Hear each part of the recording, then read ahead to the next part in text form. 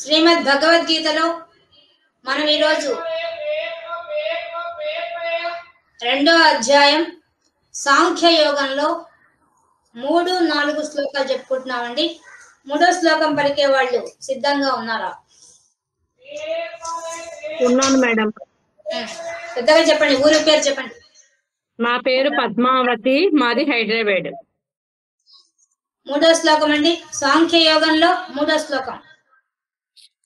క్లైబ్యం క్లైబ్యం మాస్మగమః మాస్మగమః పార్థ పార్థ నైతత్వ నైతత్వ యుపపద్యతే ఉపపద్యతే క్షుద్రం క్షుద్రం హృదయ దౌర్బల్యం హృదయ దౌర్బల్యం త్యక్తోత్తిష్ట త్యక్తోత్తిష్ట పరంతప పరంతప క్లైబ్యం మాస్మగమః పార్థ క్లైబ్యం మాస్మగమః పార్థ నైతత్వయుపపద్యతే నైతత్వయుపపద్యతే క్షుద్రం హృదయ దౌర్బల్యం క్షుద్రం హృదయ దౌర్బల్యం త్యక్తోత్తిష్ట పరంతప త్యక్తోత్తిష్ట పరంతప క్లైబ్యం మాస్మగమః పార్థ క్లైబ్యం మాస్మగమః పార్థ నైతత్వయుపపద్యతే నైతత్వయుపపద్యతే క్షుద్రం హృదయ దౌర్బల్యం క్షుద్రం హృదయ దౌర్బల్యం త్యక్తోత్తిష్ట పరంతప త్యక్తోత్తిష్ట పరంతప క్లైబ్యం మాస్మగమః పార్థ క్లైబ్యం మాస్మగమః పార్థ నైతత్వయుపపద్యతే నైతత్వయుపపద్యతే క్షుద్రం హృదయ దౌర్బల్యం క్షుద్రం హృదయ దౌర్బల్యం త్యక్తోత్తిష్ట పరంతప. త్యక్తోత్తిష్ట పరంతప. పద్మావతి గారు మ్యూట్ చేసుకోండి. మనకు అర్జునుడు రాగానికి గురై, రాగంలోంచి శోకం వచ్చి, శోకంలోంచి మోహానికి గురై, ఆయన మాట్లాడిన మాటలు మాట్లాడిన తర్వాత ఆయన కళ్ళ నిండా నీళ్లు నింపుకొని శరీరము సహకరించకుండా రథం మీద పడిపోయినటువంటి అర్జునుని చూచి కృష్ణ పరమాత్మ ఆయన్ను ప్రోత్సహించే రకంగా ఒక స్నేహితుడుగా, ఒక బాంధవుడుగా, ఒక గురువుగా మాట్లాడుతున్నాడు. మన నిత్య జీవితంలో కూడా మనకి ఇలాంటి స్నేహితులు ఉంటారు. వాళ్ళే పరమాత్మ స్వరూపుడు. మనం అందుకనే కదా మనకి ఎవరో సహాయం చేస్తే నువ్వు దేవుళ్ళ వచ్చి కాపాడావంటాం. ఎందుకు? వాళ్ళు దేవుళ్ళలాగా వచ్చి మనకు సహకరిస్తారు. అంతటా పరమాత్మ ఉండలేక అలాంటి వాళ్ళ మనకు పంపిస్తూ ఉంటాడు. అలాగా వచ్చి ముందు కోపంగా అన్నాడు, తర్వాత అసలైన ఆయనలో ఉన్న ఏమి కనిపిస్తోందో బయట వాళ్ళకు చూడంగానే ఆయన లోపం ఏందో, ఆ లోపం వల్ల ఆ అర్జునుడు పొందుతున్న ఆవేదన ఏందో స్పష్టంగా ఈ శ్లోకంలో చెప్తున్నాడు. ఈ శ్లోకం చాలా గొప్పదండి. నిజంగా మనం కూడా ఇది పనికొచ్చేది. అందుకని వివేకానందుడు ఉత్తిష్ట, లే, మేలుకో అంటాడు. నిజంగా ఆ పదం వింటుంటేనే మనం ఎంత నిద్రపోతున్నామన్న విషయం మనకు తెలుస్తుంది. ఆ ఒక్క పదం వివేకానందుడు మాట్లాడితే. అందుకని వివేకానందుడి యొక్క ఉపదేశాలు ఉండేటువంటి ప్రవచనాలు ఉండే పుస్తకాలు బాగా చదవాలి. చదివితే మనకి ఎక్కడ లేని శక్తి వచ్చేస్తుంది. ఎంత దిగులుతో ఉన్నా కూడా మన ఒంట్లో అమిత బలం ఉన్నట్టుగా మనం తయారవుతాం. అంత శక్తి వచ్చేస్తుంది ఆయన మాటలే అంత. అందుకని లే, మేలుకు అనే పదాన్ని మన ఇంట్లో పెట్టుకోవాలి. అది పెట్టుకుంటే ఉదయం లేచి చదివితే మనకి ఎక్కడ లేని ఉత్సాహం వస్తుంది. ఈ శ్లోకం అంత గొప్పది. సరే, ఏం చెప్తున్నాడు కృష్ణ పరమాత్మ? వెళ్లే ముందు ఒక చిన్న మన జీవితానికి సంబంధించిన ఒక ఎగ్జాంపుల్ చెప్పుకొని వెళ్దాం, మీకు బాగా అర్థమవుతుంది. ఇప్పుడు మన జీవితంలో చూద్దాం. కొంతమంది స్త్రీలు పుట్టింట్లో ఉండే పరిస్థితులు బట్టి ఉండే తమ్ముళ్ళు ఎక్కి రాకుండా ఉండడం అవంతా చూసి వాళ్ళు పెళ్లి చేసుకోకూడదు అని వచ్చేస్తారు. ఎం పద్మావతి గారు మ్యూట్ చేయండి.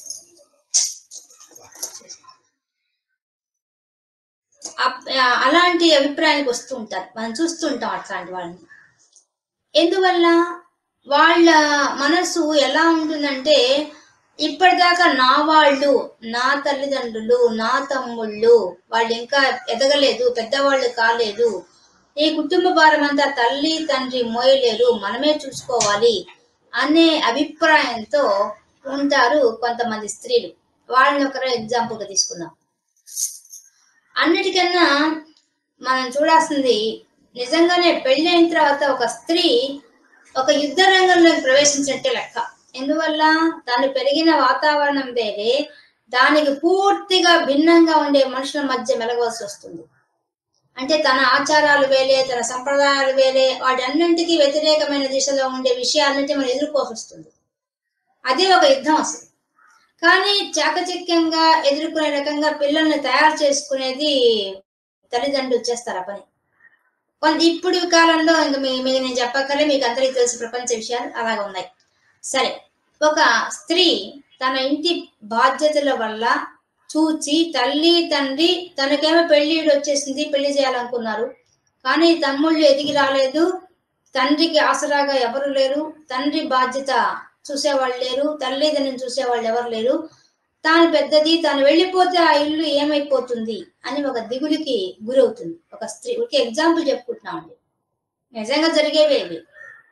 అలాంటప్పుడు ఆ తల్లిదండ్రులు ఏం చేస్తారు, ఎంతో చెప్పి చూస్తారు, తను మారదు, తన అభిప్రాయం మార్చుకోరు. అప్పుడు వాళ్ళు ఏం చేస్తారు, వాళ్ళ కుటుంబానికి దగ్గరగా ఉండి ఎవరైతే వెల్ విషర్స్, వాళ్ళకి సహాయం చేసి స్నేహితులుగా ఉంటారో వాళ్ళని పోయి ఆశ్రయిస్తారు. ఇంకా వేరే మార్గం లేదు కదా, ఎలాగోలాగా ఆ అమ్మాయి మనసు మార్చాలంటే అలాంటి వాళ్ళని తీసుకొస్తారు. వాళ్ళు ఏం చేస్తారు, వచ్చి నేరుగా వచ్చి అడుగుతారు, ఏమ్మా నువ్వు పెళ్లి చేసుకుని అంటున్నావంట? లేదు అంకుల్. అవును అంకుల్ అనేది అనుకోండి. అప్పుడు వాళ్ళు ప్రొసీడ్ అవుతారు. ఎలా, ఏమ్మా నీకేమన్నా భయంగా ఉందా, పెళ్లి చేసుకుంటే ఏమన్నా ప్రాబ్లం అనుకుంటున్నావా అని ముందు అడుగుతారు.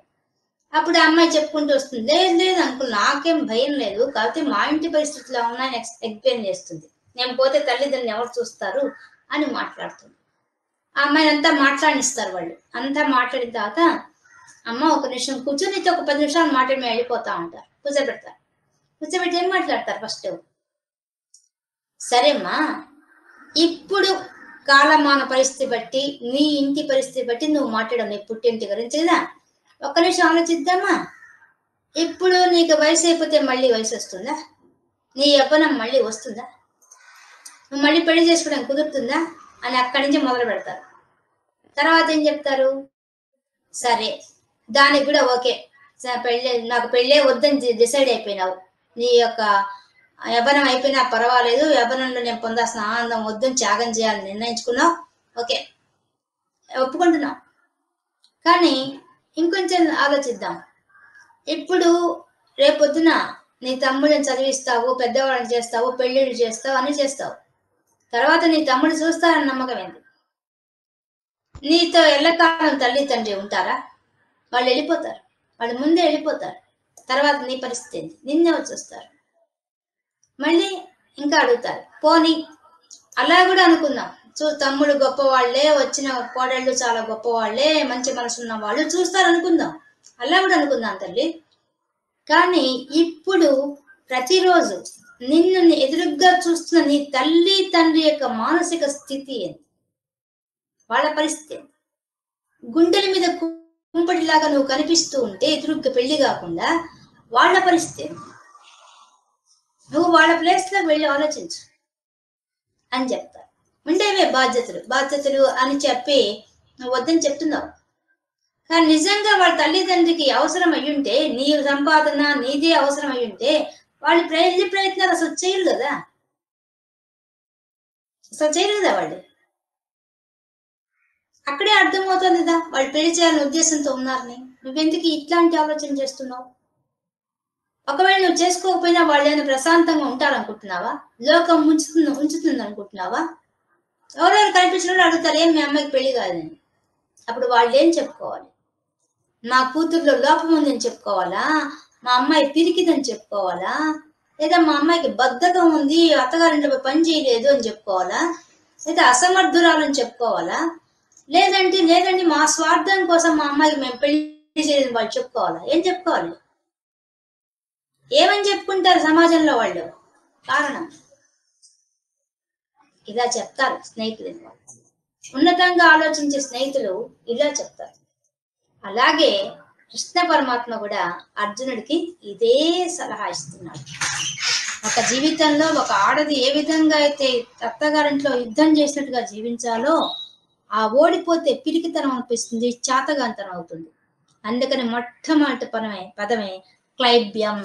క్లైబ్యం అంటే చాతగాని వాడివా నువ్వు, పిరికి వాడివా నువ్వు అని అడుగుతున్నాడు. అడగడమే సూటిగా గుండెల్లో గుచ్చుకునే రకంగా అడిగాడు. ఒక్క పదమైనా కూడా కృష్ణ పరమాత్మ ఎలా అడిగాడు? క్లైబ్యం. క్లైబ్యం అంటే చేతగాంతనం, పిరికితనం, పౌరుషం లేకపోవడం, పరాక్రమం లేకపోవడం, అన్నింటికన్నా మించి నపుంసకత్వం, నసరర్థం. ఈ ఒక్క పదానికి ఎంత అర్థం ఉందంటే అంత అర్థం ఉంది. చూడండి ఎన్ని అర్థాలు అది. నీ మొత్తం అంటే చాలా కఠినంగా మాట్లాడాడు, ఇప్పుడు లాలించి మాట్లాడుతున్నాడు. ఒక స్నేహితుడు మాట్లాడితే, ఇప్పుడు నేను ఎగ్జాంపుల్ మీకు చెప్పాను చూడండి, దాని ప్రకారంగా మాట్లాడుతున్నాడు. అప్పుడు ఆ అమ్మాయి పెళ్లి చేసుకోను అమ్మాయి ఖచ్చితంగా చేసుకుంటానని చెప్పి తీరుతుంది. అంతే జరిగేది. అలాగే ఇప్పుడు అర్జునుడి పరిస్థితి కూడా. అందుకే మీకు ఆ ఎగ్జాంపుల్ చెప్పాను.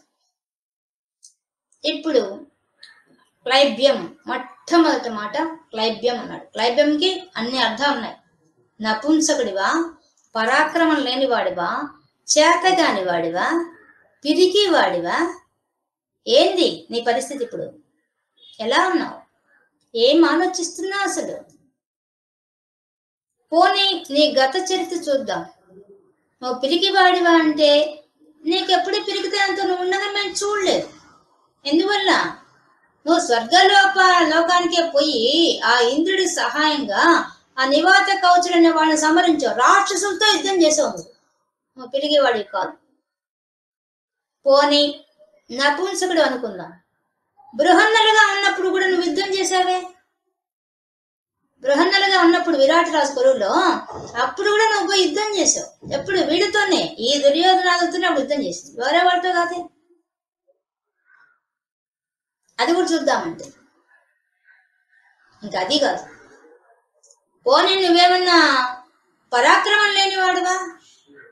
పరాక్రమం ఉంది, ధైర్యం ఉంది, నపుంసకత్వం లేదు, జితేంద్రుడు, నిన్ను నువ్వు జయించిన వాడు. నువ్వు ఎంత గొప్పవాడు అంటే నిన్ను జయించేంత శక్తి గలవాడు.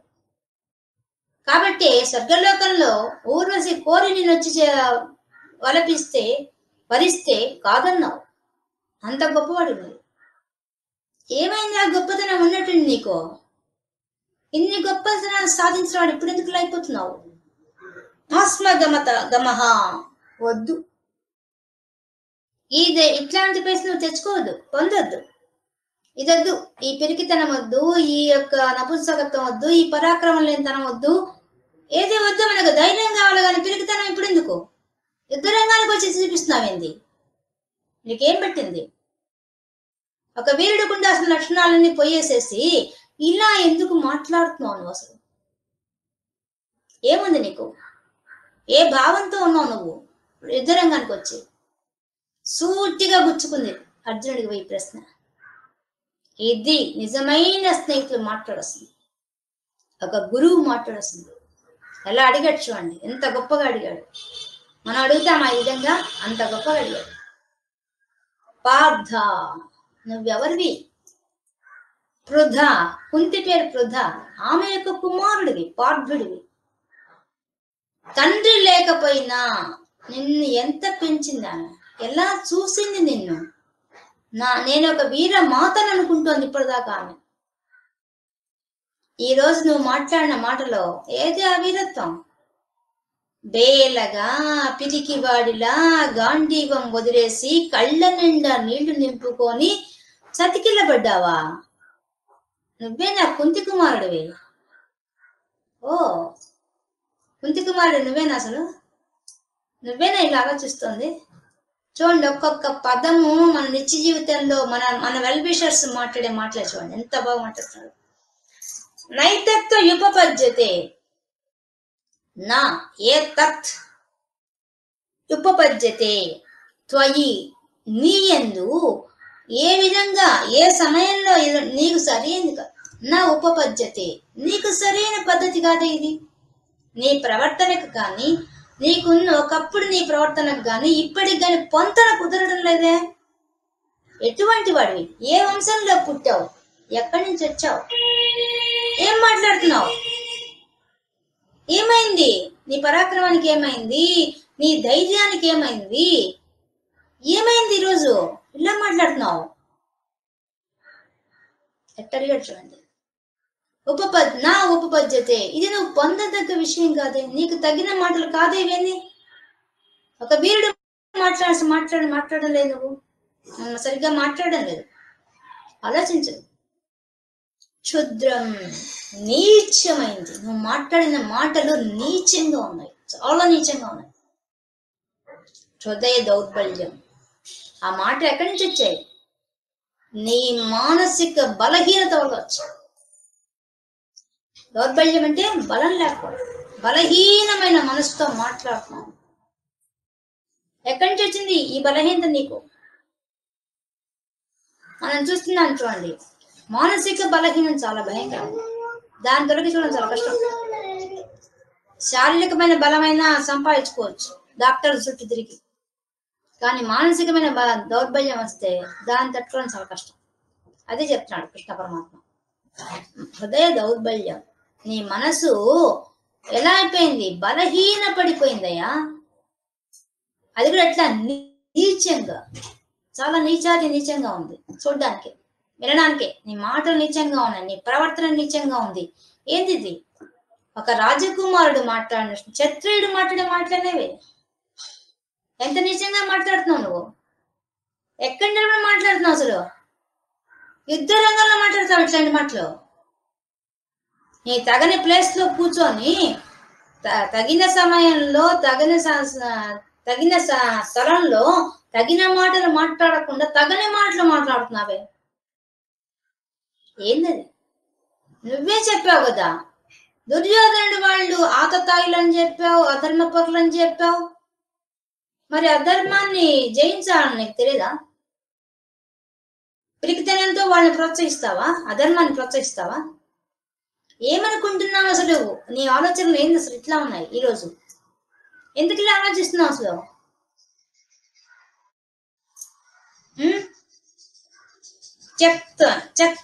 చెత్త వదిలే.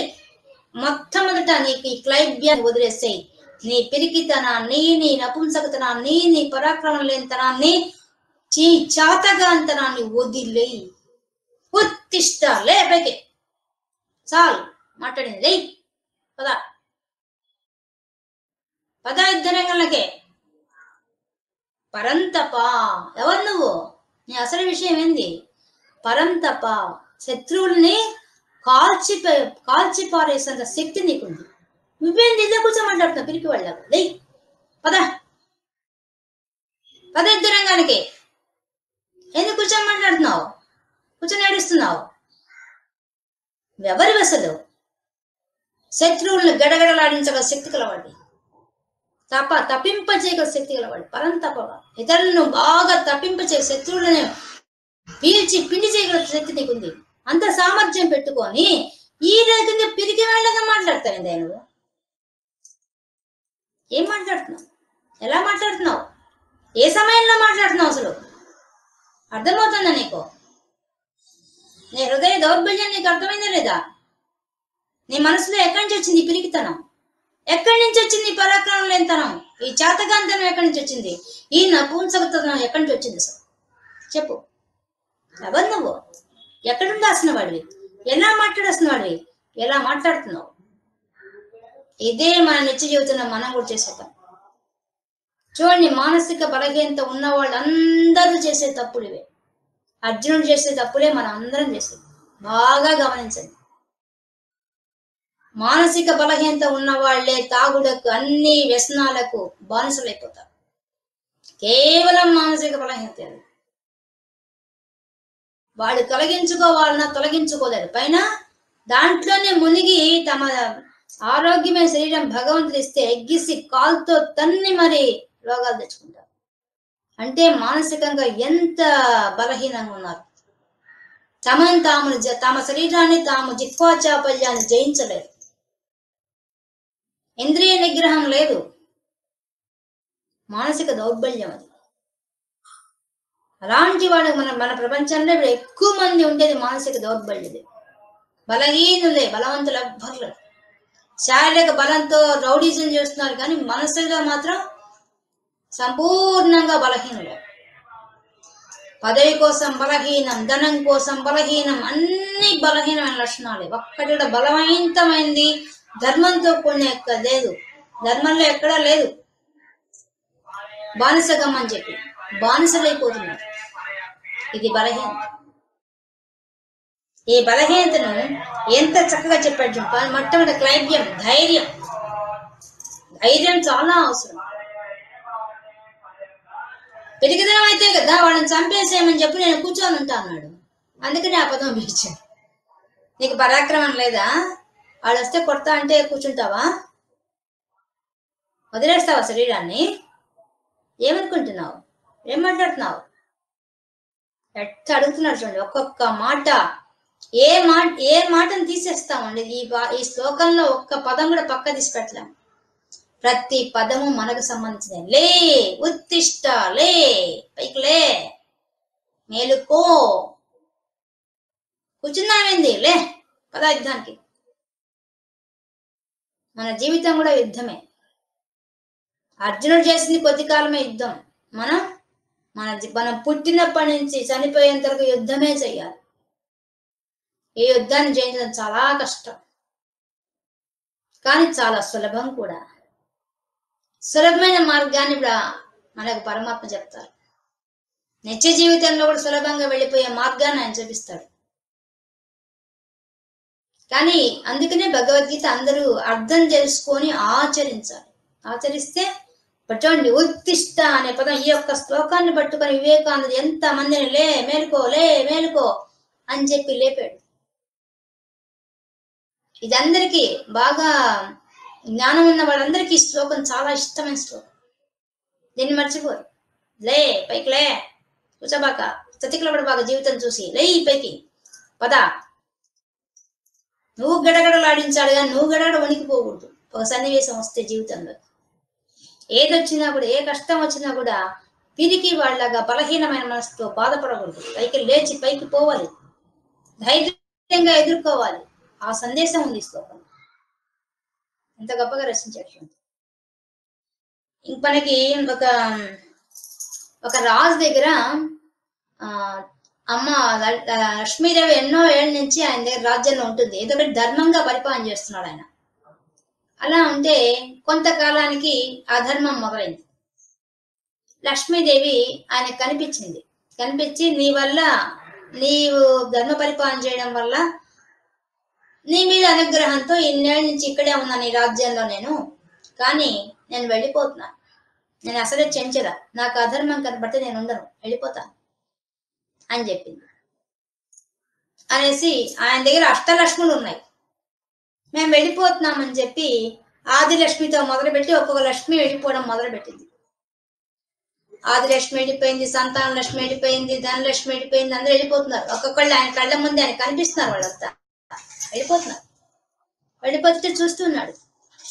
లాస్ట్ లో ధైర్యలక్ష్మి కూడా వెళ్ళిపోతుంది. అప్పుడు పరిగెత్తుకుంటూ వెళ్ళి ఆ అమ్మవారి ముందు కాళ్ళు మోకరిల్లి, తల్లి నువ్వు మాత్రం వెళ్ళదు, ఇంతమంది లక్ష్ముడు వెళ్ళిపోయినా నేను తట్టుకోగలను, కానీ నువ్వు ఒక్కదాన్ని వెళ్ళిపోతే మాత్రం నేను తట్టుకోలేను, కాబట్టి నువ్వు మాత్రం వెళ్ళదు తల్లి బతికినట్టాడు. అప్పుడు ఆ ధైర్యలక్ష్మి సరే నువ్వు ఇంత కోరావు కదా అని చెప్పి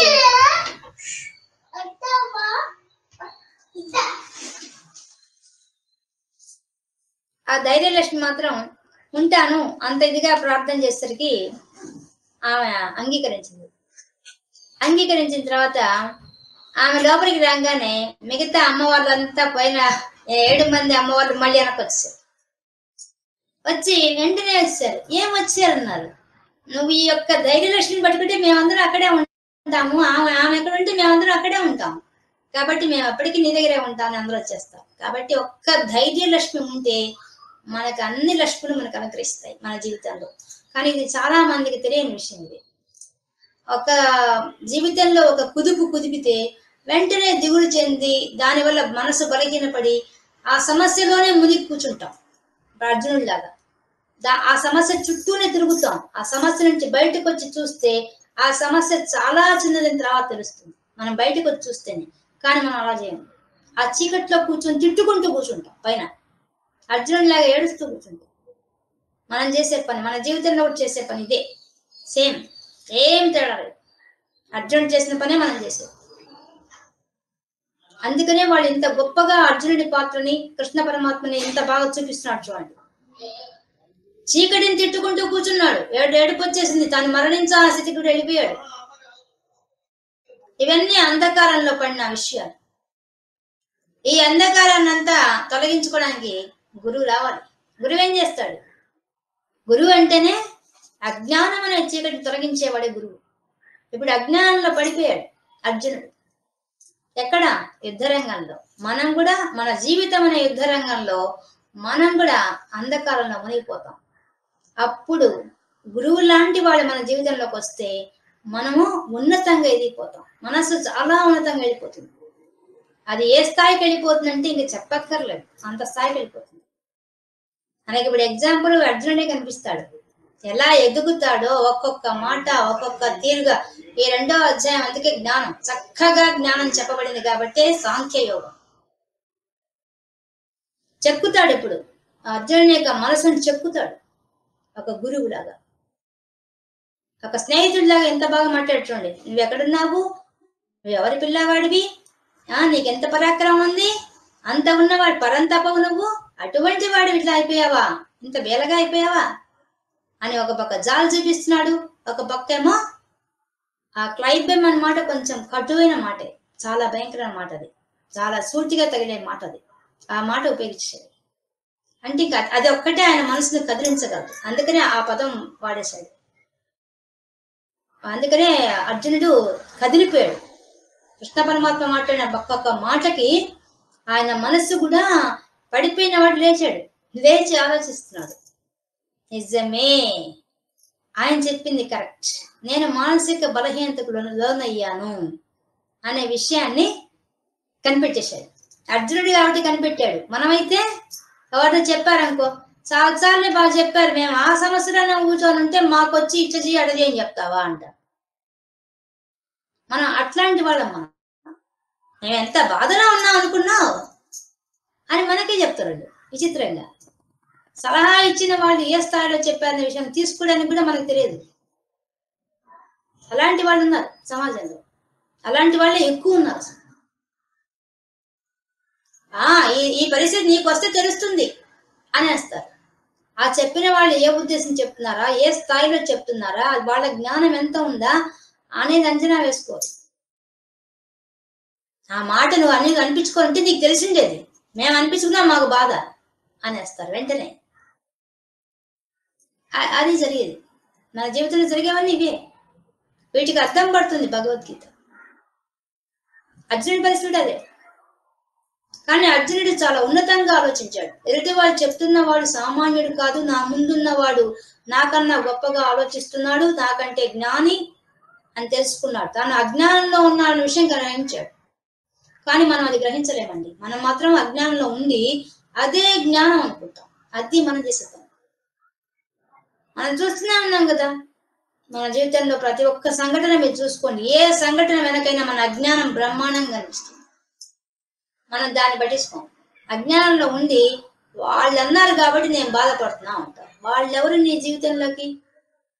వాళ్ళకి ప్రిఫరెన్స్ ఇచ్చామంటే నీ జీవితం, నీ యొక్క వ్యక్తిత్వం ఏంది? నిన్ను నువ్వు గౌరవించుకోవడం లేదు. నీ ఆత్మగౌరవం ఏమైపోయింది? వాళ్ళెవరు నిన్ను అనడానికి? వాళ్ళు అట్లాంటి వాళ్ళే, దుర్యోధను లాంటి వాళ్ళే ఉంటారు లోకంలో. వాళ్ళు అంటారు మాటలు. ఎన్ని మాటలు అన్నారు అర్జునుని కూడా? మా దాసాను దాసుడివి ఎట్టన్నాడు. ఆ జూదం ఆడేటప్పుడు ఎన్ని మాటలు అన్నారు. ధర్మరాజుని గాని, అర్జునుని గాని, భీముని గాని, దుర్యోధనాలు ఎంత హేళన చేశారు అసలు. కానీ ఎట్లా తట్టుకొని నిలబడ్డారు వాళ్ళు. వాళ్ళు చూపించారు, చేసి చూపించారు. మేము అట్లాంటి వాళ్ళని కాదని చేసి చూపించారు. అది ముఖ్యమైనది.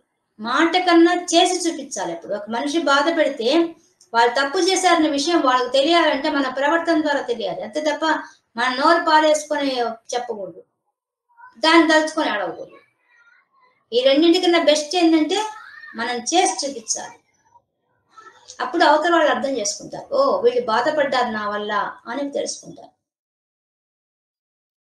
అది అసలు విషయం. కాబట్టి ఇప్పుడు అర్జునుడు చూడండి, తన జీవితంలో కూడా ఒక్కసారి మానసిక బలహీనత లోనైతే ఈ బలహీనత ఎంత భయంకరమైన విషయాన్ని కృష్ణ పరమాత్మ చెప్తున్నాడు. తర్వాత మాట్లాడబోతున్నాడు.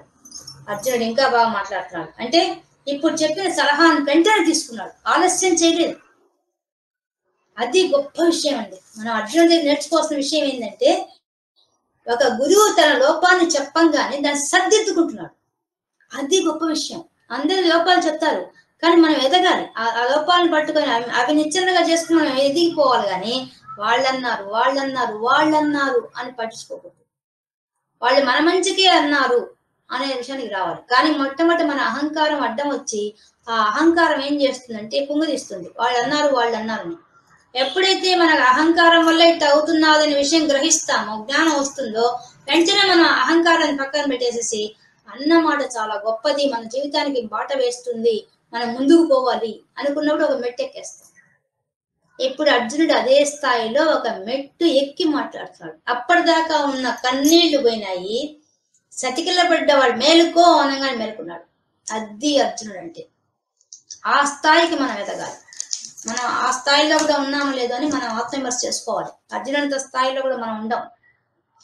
అర్జునుడు జ్ఞాని, స్వతహాగా జ్ఞాని, జితేంద్రియుడు. కానీ ఒక్క దానికి నాది, నా వాళ్ళు, నా స్వజనులు అనే దగ్గర పడిపోయినాడు. అందుకనే మానసిక దౌర్బల్యం అన్నాడు కృష్ణ పరమాత్మ. హృదయ దౌర్బల్యం అంటే నీ మానసిక బలహీనత. నీ బలహీనత ఎలా ఉందో చూసుకో అర్జున. ఏ స్థాయిలో ఉంది నీ బలహీనత అది అడుగుతున్నాడు. అది మనల్ని అంటే నీకని పిచ్చా మనం అంటాం. మన మామూలు భాషలో అదే అంటాం. నీకని పిచ్చా చాదస్తమా ఎన్న మాట్లాడడం అంటాం మన భాష అది. కానీ ఆయన అదే భాష ఉపయోగించాడు. నీ మానసిక బలహీనత అన్నాడు. మనం పిచ్చా, నాకేం పిచ్చలేదు అని మన వెంటనే జవాబు చెప్తాం తిరిగి. కానీ ఆయన అలా చెప్పడం లేదు. వెంటనే ఏమంటున్నాడు, ఇది నీ మానసిక బలహీనత, గుర్తించు అర్జున. నువ్వెవరివి? పరంతపవి. మర్చిపోతున్నావు ఆ విషయాన్ని, గుర్తు తెచ్చుకో. ఎట్టంటి వాడివి? పార్థుడివి. నీ తల్లికి గర్వంగా ఇచ్చే రకంగా బతకాలి నువ్వు జీవితం. ఎలా అయిపోతున్నావు చూసుకో అని ఒక హెచ్చరిక చేశాడు, ఒక సలహా ఇచ్చాడు, ఒక మార్గ నిర్దేశకం చేస్తూ ఉత్తిష్ట, లే ఇంకా చాలు, ఇప్పటిదాకా మాట్లాడిన చాలు, ఇంకా లే, పదా యుద్ధానికి. ఒక్కసారి కర్తవ్యాన్ని బోధించాడు. ఒకే ఒక మాట, ఉత్తిష్ట. ఈ పదం మన జీవితాంతం గుర్తుపెట్టుకోవాలండి. ఈ ఒక్క పదం చాలు. మన ఇళ్ళల్లో రాసి పెట్టుకోవాలి. నేను కూడా మా ఇంట్లో అట్టే పెట్టుకున్నాను. మా ఇంట్లో ఎవరిని ఎంటర్ అయితే ముందు ఆ వివేకానందుడి ఫోటో, దాని పక్కన మేలుకో ఆ పదం ఉండేది. అది ఆ పోస్టర్ చిరిగిపోయింది, లేకపోతే నేను ఇప్పుడు కూడా చూపిద్దు దాన్ని. అది మాత్రం ఉండాల్సిన, ప్రతి ఇంట్లో ఉండాల్సిన పదం అది. పొద్దున్నేగానే అది చదవగానే మేలుకో జ్ఞానంతో ఉండు అని మనం అలర్ట్ అయిపోతాం. మన బద్ధకం పోతుంది, మన పిరికితనం పోతుంది, మన ఆలోచన విధానం మారుతుంది, మన బలహీనత పోతుంది. ఆ అనే మాటలో ఉంది అంత పవర్. ఉత్తిష్ట అనే పదం చాలా గొప్ప పదం.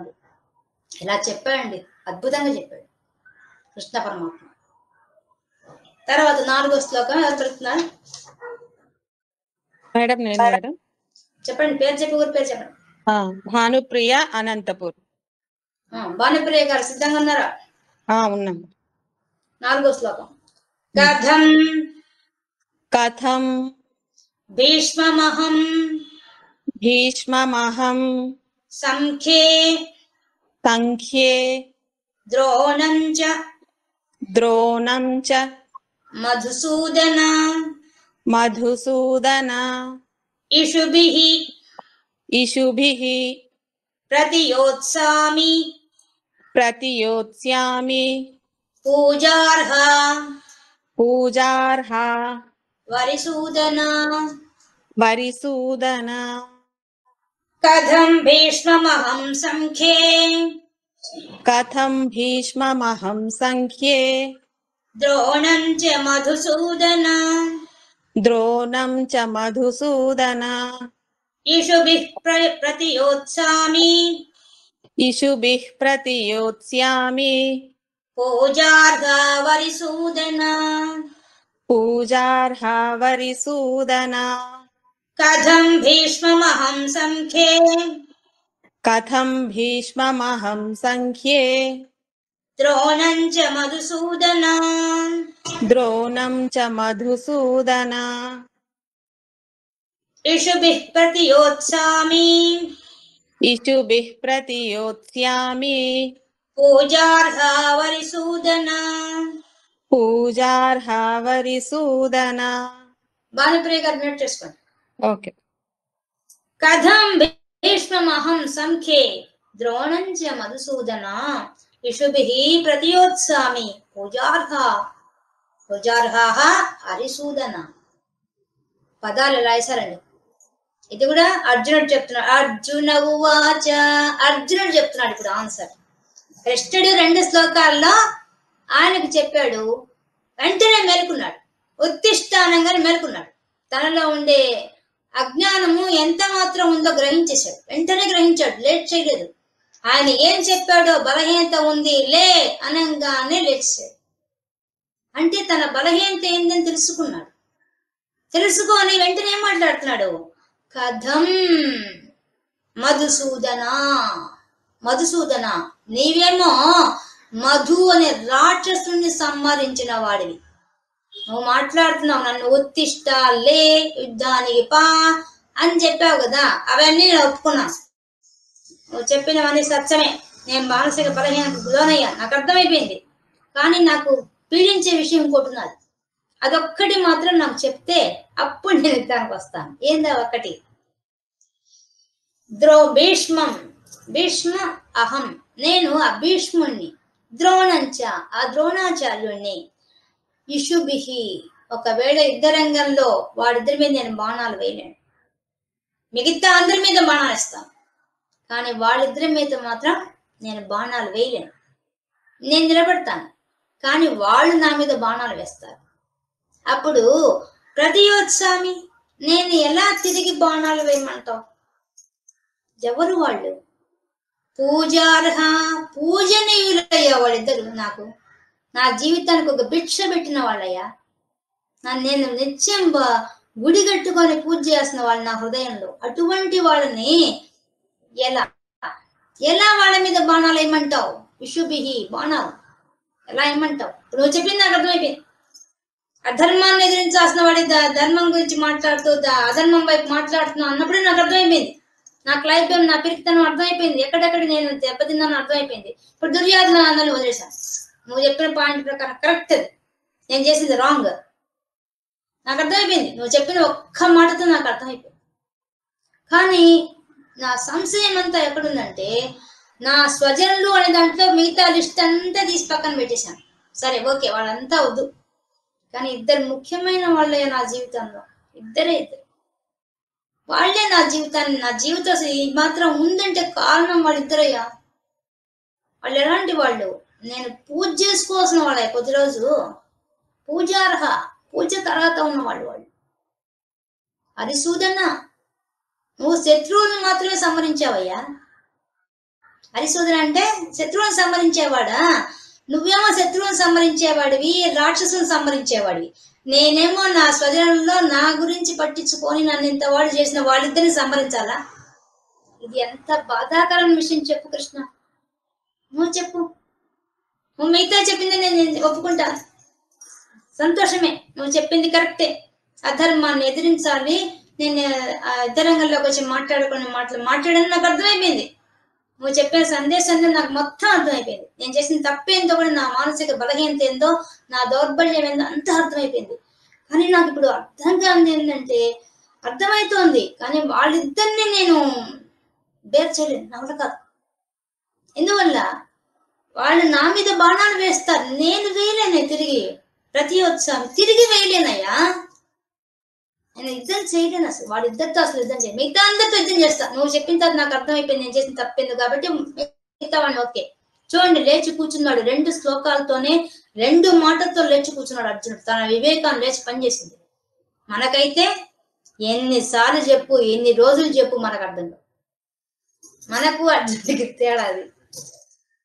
వెంటనే చెప్పేస్తున్నాడు. వీళ్ళిద్దరి విషయం ఏం చేయమంటావు, ఎలా చేయమంటావు? నువ్వేమో అరిసూదన, నువ్వు శత్రువుని సంహరించేవాడివి. నువ్వు మధుసూదన, నువ్వు మధువుని రాక్షసుని సంహరించిన వాడివి. నువ్వు రాక్షసుని సంహరిస్తావు, శత్రువుని సంహరిస్తావు. నేను నా శ్రేయోభిలాషుడు, నా జీవితం భిక్షగా ఇచ్చిన వాళ్ళిద్దరిని చంపమంటే ఎలా చంపుతా నేను?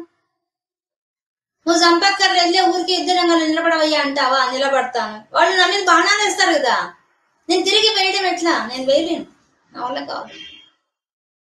చూడండి ఎంత బాగా మాట్లాడుతున్నాడు, ఎంత విశాలమైన మనసు ఉందో, ఎంత గొప్ప కృతజ్ఞత ఉందో ఆయన మనసులో. చక్కగా మాట్లాడాడు, ఏమన్నా మనకు అర్థం పడుతున్నాడు అర్జునుడు. చూడండి ఎంత బాగుంది ఆయన క్యారెక్టర్, ఎంత బాగుంది చూడండి, ఎంత ఉన్నతంగా. ఒక్కసారి మానసిక బలంతో పడిపోయినా ఆ ఒక స్నేహితుడు వచ్చి ఒక్క మాట అనగానే లేచి కూర్చునేశాడు. వివేకం లేచి కూర్చుంది. కానీ అడగాల్సిన మాట, తన సందేహాన్ని అడుగుతున్నాడు. ఇక్కడ నా సందేహం ఉంది, మరి వాళ్ళిద్దరి పరిస్థితి ఎటువంటి వాళ్ళయ్యా వాళ్ళు? భీష్మం అహం. ఆ భీష్ముడు ఎటువంటి వాడు అనుకుంటున్నావు? నా జీవితాన్ని, నా తండ్రిని చిన్నప్పుడు పోగొట్టుకుంటే అక్కడి నుంచి నన్ను పెంచి పోషించాడయ్యా ఆయన. ఒక తండ్రిగా, ఒక తాతగా నాకు ఎంత గొప్ప స్థానం ఇచ్చాడు నాకు తెలుసు. ఆయన ఒళ్ళో కూర్చొని ఆయన గుండెల మీద పెరిగిన వాడిని. అది అటువంటిప్పుడు ఆయన ఎట్లా నేను సమరిస్తాను? ఆయన మీద ఎట్లా నేను తిరిగి బాణాలు వేస్తాను? వాళ్ళు బాణాలు వేస్తే నేను గమ్మున వదిలేస్తాను నా శరీరాన్ని, కానీ తిరిగి బాణాలు వేయడం నా వల్ల కాదు. యుద్ధానికి వచ్చి బాణాలు లేకుండా ఎలా ఉంటారు? శత్రువు అయిన వాడు వేయకుండా ఉండకూడదుగా. ఒక నా మీద వేసినప్పుడు అటాక్ చేయండి, నేను వేయాలి కదా, నా ధర్మం కదా అది. కానీ నేను వేయలేనే, నా బలహీనత అక్కడనే, నా బలహీనత అది అసలు బలహీనత నాది. ఎందుకంటే నా జీవితానికి అంత గొప్ప వ్యక్తి మా తాత, తర్వాత ద్రోణాచార్యుడు, అందరికన్నా గొప్పవాడు మా ద్రోణుడు, గురువు. ఎవ్వరికీ ఇవ్వనంత గొప్ప సాధన, ఒక మంత్ర ఉపదేశం గాని, అస్త్ర శస్త్రాలు గాని, తనకు కొడుకు కూడా అశ్వత్థామ కూడా నేర్పించినంత విద్య నాకు నేర్పించాడు ఆయన. నా జీవితంలో మార్గ నిర్దేశకం చేశాడు. ఇంకా ద్రోణాచార్యుడు చాలా విషయాలు నేర్పించాడండి. అర్జునుడికి నేర్పించినంత విధానము. ఒక యోగి అయ్యి ఉంది, ఆయన యోగి కదా ద్రోణాచార్యుడు, ఒక యోగి స్థానంలో ఉన్నాడు కాబట్టి యోగిలాగా మంత్రోపదేశం చేసి తీసుకొచ్చాడు అర్జునుడిని. అందుకని అంత గొప్పగా రాటు తేడాడు అర్జునుడు. జితేంద్రుడు కావడానికి కారణం ద్రోణాచార్యుడే. అదే చెప్తున్నాడు, ఆయన వల్లే నేను ఇంత గొప్పవాడిని అయ్యాను. అసలు ఆయన లేకపోతే ధనుర్విజయుడు ఇంత గొప్పవాడిని, ప్రపంచ విశ్వంలోనే నెంబర్ 1% ఎట్లా అయిపోయాను నేను? ఎవరి వల్ల అయిపోయాను? ద్రోణాచార్యుడు వల్ల అయ్యానయ్యా. ఆయనే వచ్చి నా ఎదురుగా నిలబడితే నేను ఎట్లా సమ్మతించేది? ఎట్లా బాణాసలు వేస్తాను నేను? నువ్వు చెప్పచ్చు, నువ్వు గమ్మ నిలబడు, వాడు బాణాలు వేస్తారంటావేమో. తిరిగి నేను బాణం వేయద్దా? వాళ్ళు వేసినప్పుడు వాళ్ళు 10 బాణాలు వేస్తే ఒక బాణాలు నేను వేయద్దు? నీకేం చెప్తావు? నువ్వేమో శత్రువుని సంహరిస్తావు, నువ్వేమో రాక్షసునే సంహరిస్తావు. ఇంకో అర్థం, మధు అంటే నేను నాది అనే సంహరించగల శక్తి నీకుంది, కానీ నాకు లేదు. చూడండి ఎంత గొప్పగా మాట్లాడుతున్నాడు అర్జునుడు. మాట్లాడిన మాట తూకం వేసి చూడాల్సిన విషయం. కానీ మనం లాజిక్ గా ఆలోచిస్తే, మనం ఒక్కసారి అర్జునుడి ప్లేస్ లో పోయి ఆలోచిస్తే ఏం ఆలోచించాలి? అర్జునుడి ప్లేస్ లో కాదు, భీష్మాచార్యుడి ప్లేస్ లో వెళ్తే మనమైతే మన మనవళ్ళ మీదకి యుద్ధానికి పోతామా? మన మనమడికి కింద పడి ఒక్కరోజు దెబ్బ తగిలించాడు, మనం తట్టుకోలేం. అట్లాంటి యుద్ధరంగానికి వచ్చాడు భీష్ముడు. ద్రోణాచార్యుడు మన గురువు, మన గురుస్థానంలో అంటే మన శిష్యుడికి ఏమన్నా తట్టుకుంటామా? కానీ ఆ శిష్యుడిని చంపడానికి వచ్చాడు ద్రోణాచార్యుడు. ఇది మనకు కృష్ణ పరమాత్మ చాలా బాగా చెప్తాడు ఆన్సర్, చాలా గొప్పగా చెప్తాడు. మనం ఆలోచిస్తే మనం ఇట్లా ఆలోచిస్తాం, ఇంత తక్కువగా ఆలోచిస్తాం. ఆయన స్థాయి వేరే, గురువు స్థానం వేరే. గొప్ప తెలివి గల జ్ఞాని యొక్క స్థాయి వేరే. ఆయన అందరినీ సమానంగా చూస్తాడు. కృష్ణ పరమాత్మ చూసేది అబ్బా అబ్బా, ఆ స్థాయికి ఎదగడం అంటే మనం ఎదగాలండి. కృష్ణ పరమాత్మ ఆ స్థాయికి ఎదగాలి. అది ఎదగడం చాలా కష్టం. కానీ అర్జునుడు ఎదిగాడు. ఆయన చెప్పిన సందేశంతో ఎదిగిపోయాడు. కానీ మనం ఆ సందేశం వినగలం, కానీ అనుభవంలో తెచ్చుకోవడం చాలా కష్టం. అర్జునుడి స్థాయిలో మనం అనుభవంలో తెచ్చుకోవడం చాలా కష్టం. అది సాధిస్తే మనం కూడా కృష్ణ పరమాత్మ అంత జ్ఞానం అయిపోతాం. భగవద్గీత అయిపోయేటప్పుడు అంత జ్ఞానం వస్తుంది. అలా అందిస్తాడు ఆయన. కాబట్టి కథం ఎట్లు భీష్మ అహం నేను ఆ భీష్ముణ్ణి జన సంఖ్యే యుద్ధరంగంలో ద్రోణంచ ఆ ద్రోణుణ్ణి మధుసూదన మధు అనే రాక్షసుని సంహరించిన ఓ కృష్ణ పరమాత్మ ఇషుభిహి బాణాలతో ప్రతియోత్సామి తిరిగి బాణాలు ఎలా వేస్తానయ్యా? వాడు బాణాలు వేస్తే పూజార్హ వాళ్ళెవరు? నాకు పూజ అర్హత గల వాళ్ళిద్దరు. నా హృదయంలో గుడి కట్టుకొని కూర్చున్న దేవతలు వాళ్ళిద్దరు. నేను పూజించే దేవతలు వాళ్ళతో ఎలా యుద్ధం చేస్తాను? యుద్ధరంగంలో సంఖ్యే యుద్ధరంగంలో నేను యుద్ధం చేయలేను, వాళ్ళిద్దరితో యుద్ధం చేయలేను. మిగతా అందరు నువ్వు చెప్పినట్టు నాకు అర్థమైపోయింది. మిగతా అందరి మీద నేను బలహీనత పడ్డాను, స్వజనులని చెప్పాను, అది రాంగ్. కరెక్ట్, నువ్వు చెప్పిందంతా కరెక్టే. కానీ ఇక్కడ మాత్రం నా మనసు తట్టుకోలేదు ఆ విషయం. ఎందుకంటే నేను వాళ్ళకి గుడి కట్టాను నా హృదయంలో. దేవతలు వాళ్ళిద్దరు. నాకు దేవతల్లో వాళ్ళని చంపుతారా? శత్రువులనైతే చంపుతారయ్యా. హరిశోధన, నువ్వైతే శత్రువులనే చంపావు. నీ శత్రువులనే నువ్వు చంపావు. నాకు శత్రువులు కదా వాళ్ళిద్దరు. నా శ్రేయోభిలాషులు, నా జీవితానికే బాట వేసిన వాళ్ళిద్దరిని ఎలా చంపుతా నేను? చెప్పు, దీనికి చెప్పు జవాబు. అన్నావు కదా నన్ను క్లైబ్యం అంటావా? నేను పిరికివాడిని అంటావా? నన్ను నపుంసకుడు అంటావా?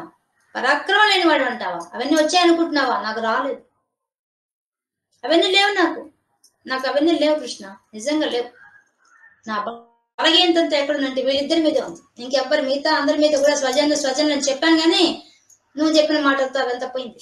ఎందుకు ఆ పిరికితనం పోయింది, పరాక్రమం వచ్చేసింది, ఆ నపుంసకత్వం పోయింది. నా బలహీనత కూడా నేను జయించేశాను, కానీ ఇది మాత్రం నేను జయించలేదు. చాలా కష్టం ఇది. దీనికి ఏం చెప్తావు అని అడుగుతున్నాడు అర్జునుడు. ఎంత బాగా అడుగుతున్నా అండి. చక్కగా మనం ఎవరం చేయలేని పని ఆయన చేస్తున్నాడు. మనం తప్పు చేస్తాం, మన తప్పును ఎత్తి చూపించినప్పుడు మనం చెప్పిన వాళ్ళని తప్పుగా భావిస్తాం. వీళ్ళెవరు మనకి చెప్పడానికి? కానీ అర్జునుడు ఆ సలహాగా స్వీకరించేశాడు. గొప్ప సలహాగా స్వీకరించి వెంటనే తనకు వచ్చిన దాన్ని, తనకు కలిగిన బలహీనతను గుర్తించాడు. తనది మోహం అని గుర్తించాడు. కానీ పూజనీయులైన వాళ్ళ విషయంలో మాత్రం ఇంకొంచెం మోహం ఉంది. దాన్ని చెప్పడానికి, దాని గురించి అడుగుతున్నాడు అర్జునుడు కృష్ణ పరమాత్మని. ఈ విధంగా మనం ఈరోజు 3వ శ్లోకం సాంఖ్యయోగంలో 2వ అధ్యాయంలో 3వ శ్లోకము 4వ శ్లోకం పూర్తి చేసుకున్నాం.